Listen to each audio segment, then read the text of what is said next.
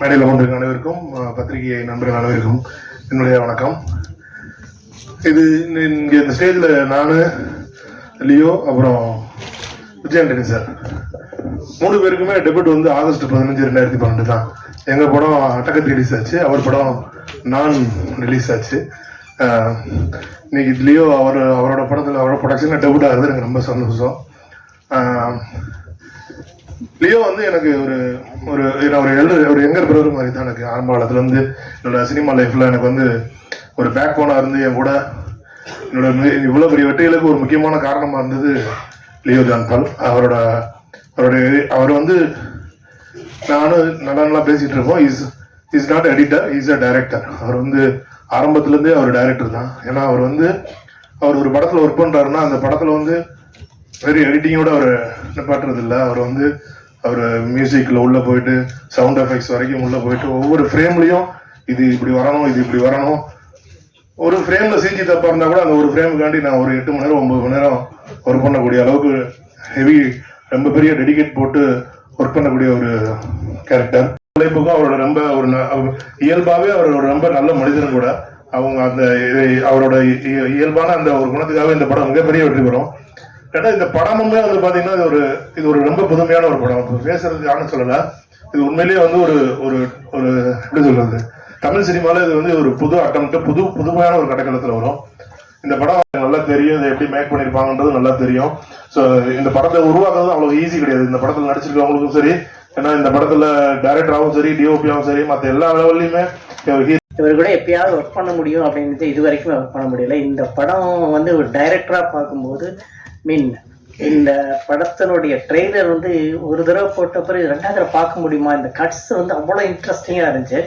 கட்ஸும் சரி, மியூசிக்கும் சரி, ரொம்ப கரெக்டாக, ரொம்ப ஒரு த்ரில்லர் படத்துக்கான ஒரு ஃபினிஷிங் இருந்துச்சு அந்த படத்தில். அந்த ட்ரெய்லரில் அந்த டோட்டல் ஸ்ட்ரக்சர் வந்து ரொம்ப நல்லா இருந்தது.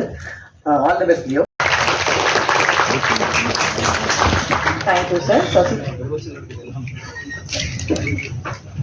அடுத்து நாம் பேச அழைக்கிறோம். பியா வேலசேனன் குமார திரைக்கதையிலும் சூதுகவும் காதலும் கடந்து போகும் திரைப்படங்களிலும் கிடைத்த வெற்றி கோடம்பாக்க கதவுகளுக்கு. சினிமாவில் நான் ரொம்ப விரும்புகிற ஸ்பேஸ் வந்து என்னென்னா,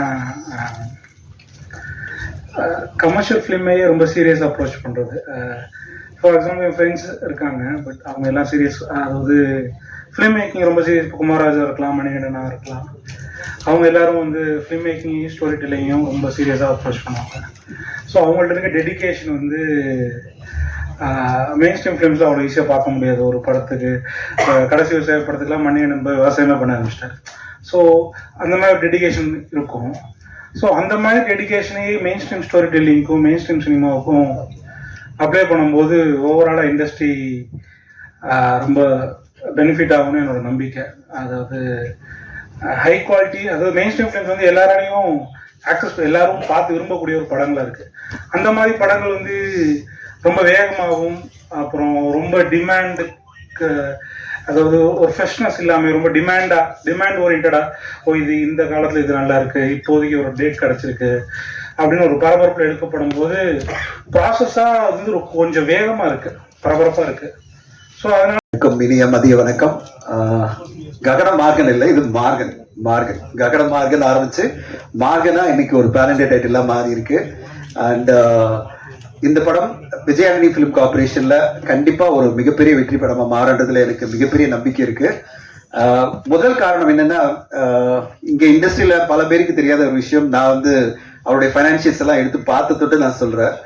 சீக்கிரட்டான பல விஷயங்களை எக்ஸ்போஸ் பண்ணிட்டாரு என்கிட்ட. 100% சக்சஸ் ரேட் இருக்கிற ஒரு கம்பெனி எடுத்தீங்கன்னா இன்னைக்கு தமிழ் சினிமால ஒரு முதன்மையான கம்பெனியா நான் விஜய் ஆண்டனி ஃபிலிம் கார்பரேஷன் சொல்லுவேன். விஜய் ஆண்டனி ஃபிலிம் கார்பரேஷன் இன்னைக்கு வரையும் வணிக ரீதியில ஒரு படம் கூட அவருக்கு தோல்வியே இல்லை. அப்படிப்பட்ட வெற்றி படங்களா தொடர்ந்து கொடுத்துட்டு வர்றாரு. அவருடைய ப்ரொடக்ஷன்ல வரும்போது மட்டும் அந்த படம் வணிக ரீதியில மிகப்பெரிய வெற்றி அடைஞ்சிடும். இன்னைக்கு இந்த மார்கன் படம் எடுத்தீங்கன்னா அதனுடைய டிஜிட்டல் ரைட் போயாச்சு, சேட்டலைட் ரைட் போயாச்சு, ஹிந்தி டப்பிங் நல்ல வேலைக்கு போயாச்சு, தியேட்டர்கள் ஒரு பெரிய இது போயிருக்கு, தெலுங்கு டப்பிங் போயிட்டு இருக்கு. கம்ப்ளீட்டா அவர் வந்து டேபிள்லயே ஒரு பிரேக் ஈவன் ப்ராஃபிட்ல வந்து உட்கார்ந்துருக்காரு. இனிமே சொல்லிட்டே இருக்கேன், திடீர்னு பார்த்தா சார் அடுத்த 2 படம் அனௌன்ஸ் பண்றேன் சார் அப்படின்னாரு. நான் சொன்னேன், என்ன சார் கொஞ்சம் வெயிட் பண்ணி போலாம் சார், பொறுமையா போலாம். இல்ல 4 படம் அனௌன்ஸ் பண்றேன் அப்படின்னாரு. நான் சொன்னேன் சார் அப்படின்னு. அந்த அளவு கான்பிடன்ஸ். அதாவது இங்க நாங்கெல்லாம் தயாரிப்பாளர்கள்லாம் பயந்துட்டே இருப்போம், போலாமா வானாவா, இப்படி அடுத்த படம் ஆரம்பிக்கலாமா இல்லையா, மார்க்கெட் சரியில்லை அப்படின்லாம். அதை பத்தி எந்த உரிமையும் இல்லை. At the same time appreciation. எல்லோருமே பார்த்து வியக்கிறது பாத்தீங்கன்னா மாமன் படத்தோட வெற்றி. மாமன் இன்னைக்கு கிட்டத்தட்ட 25 கோடி மேல அந்த படம் தமிழ்நாட்டுல மட்டுமே கலெக்ட் பண்ணிருக்கு. ஓவராலா ஒரு 30 கோடி கலெக்ட் பண்ணிருக்கு. ரிலீஸ் ஆகும்போது எல்லோருமே இது ரொம்ப எமோஷனலா, ரொம்ப எமோஷன் பண்ணிட்டாங்களோ, ரொம்ப ஒரு மாதிரி படம் பண்ணிட்டாங்களா, இந்த மாதிரி எமோஷன் வந்து நம்ம மக்களுக்கு கனெக்ட் ஆகுமா இல்லையா அப்படின்லாம் எல்லாருமே சொல்லிட்டு இருந்தாங்க. ஆனா ஒரு மனிதர் அந்த படத்துல நடிச்ச ஹீரோ சூரி சார் வந்து பிலீவ் பண்ணாரு, அந்த படத்தை நம்பினாரு. இந்த படம் எல்லா தரப்பு மக்களும் வந்து பார்ப்பாங்க. ஃபேமிலி இருக்குது. ஒரு நல்ல கதையுமே கூட ஒரு இன்னொரு நண்பரோட இருந்து அந்த கதையை வந்து கதைக்காக ஒரு பெரிய தேடல் பண்ணிட்டு இருந்தாரு. நல்ல ஒரு கதையை நம்ம படம் எடுக்கணும். அதுவும் வந்து இந்த படத்தை பார்க்கல ரொம்ப சந்தோஷமா இருந்தது. விஜய் ஆண்டனி சார் மாதிரி ரொம்ப நேர்மறையான ஒரு சிந்தனை உள்ள ஒரு மனிதர் தமிழ் சினிமாவுக்கு நிறைய இயக்குநர்களை கொடுத்துக்கிட்டு இருக்காரு. எனக்கு தெரிஞ்சு சிவகுமார் சாருக்கு அப்புறமா இவ்வளவு அறிமுக இயக்குநர்களை கொண்டு வந்த ஒரு தயாரிப்பாளராகவும் நடிகராகவும் அவர் தான் இருக்காரு. லீவோ தான் எடுப்பார். லீவோ பழக்கமே இல்லை எனக்கு. ஆனால் நிறைய கேள்விப்பட்டிருக்கேன். யார் சொன்னாலும் கேட்க மாட்டேன், லியோ சொன்னாதான் கேட்பார், சிவகுமார்னு சொல்லுவாங்க. அந்த லெவலில் வந்து உங்களுக்கு அந்த ஒரு சரியான கிரிட்டிக்கா, எடிட்டரா எல்லா விதமான நல்ல பேர் இருந்தது. நல்ல பேர் தான் எல்லா இடத்துலையும். நீங்கள் பண்ணியிருக்கிற படமும் நிச்சயமாக வந்து ஏன்னா அவ்வளவு பேரை நீங்கள் அத்தனை டேரக்டர்ஸ் எவ்வளவு டார்ச்சர் பண்ணியிருப்பீங்க, எவ்வளோ வேலை வாங்கியிருப்பீங்க, எல்லாம் பண்ணிட்டு திருப்பி நீங்கள் பண்ணுற படத்தில் மற்ற டேரக்டர் கிளிக்கக்கூடாதுன்ற அந்த கான்சியஸ் ரொம்ப இருந்திருக்குன்னு நினைக்கிறேன். நிச்சயமாக ரொம்ப வித்தியாசமான ஒரு படமாக நான் பார்த்தேன். இது வரைக்கும் பார்த்தேன். சொல்ல இதுக்கு மேலே ஒரு தன்னம்பிக்கைக்கும் ஒரு முயற்சிக்கும் இன்னொரு உதாரணமே சொல்ல முடியாது. நான் ரொம்ப நாள் முன்னாடி உங்களுக்கு சொன்னேன், நான் தன்னம்பிக்கைன்னு ஒரு புக்கு கூட விஜய் ஆண்டனி பேரில் வச்சிடலான்னு சொன்னேன். அந்த அளவுக்கு வந்து உங்களுடைய தன்னம்பிக்கை வந்து பெரிய மரியாதை சார்.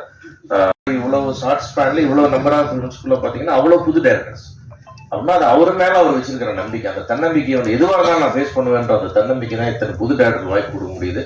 நிச்சயமா கொடுங்க. புதியவர்கள் வர வர வர வரதான் இந்த சினிமா வளரும். அந்த அந்த முயற்சி இருக்கிற ஒரு லவ், சினிமா மேல இருக்கிற ஒரு லவ். இங்க நிறைய பேர் சொன்னாங்க till the projection will be there. It's not just till that.